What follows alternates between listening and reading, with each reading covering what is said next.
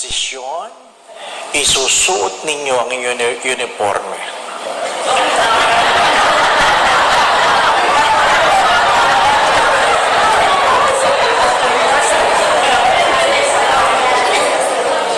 Simple lang, di ba, no? Sa prosesyon, isusuot nyo ang iyong uniforme. Ay member siya ng lahat. Paano ngayon? Paano ngayon? Sabi niya, Father, talaga? Oo. Paano ako? Sabi ko, bakit po? Ay member ako ng lahat. O, di suot mo lahat, sabi ko.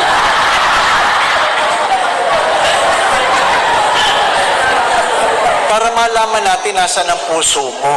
Di ba ba?